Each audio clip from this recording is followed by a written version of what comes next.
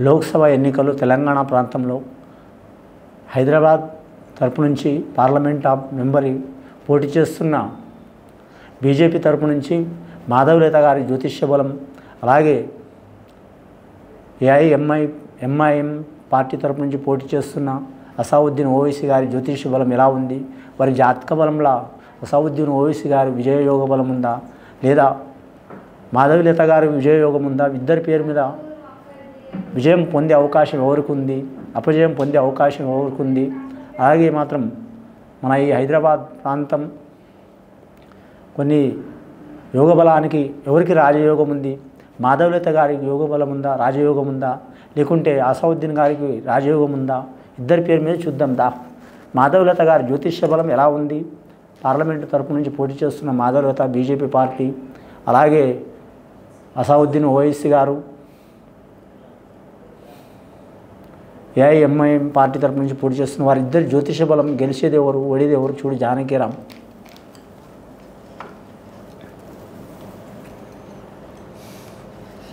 వారిద్దరు జాతకంలో చెప్పాలంటే మాత్రం షిరిడి సాయిబాబా వచ్చిండండి, సబ్కా మాలిక్ ఏకహే అన్నట్టు, అందరు భగవంతుడు ఒకడే అన్నట్టు, అందరు మనిషి ఒకటే అన్నట్టు.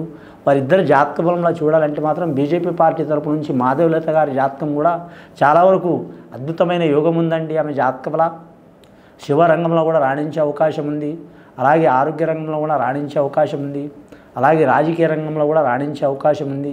కానీ ముఖ్యంగా వారి జాతకంలో మాత్రం చూడాలంటే ముఖ్యంగా వారు ఢీకొనేవారు మాత్రం చాలా బలమైన రాజకీయ నేతలు ఉన్నారండి. వారికి ఆపోజిట్గా అసౌద్దీన్ ఓవైసీ గారు ఎంఐఎం పార్టీ తరపు నుంచి వారిద్దరు జాతక బలం చూడాలంటే మాత్రం ఇద్దరి బల యోగాలు కూడా చాలా ఉన్నాయండి.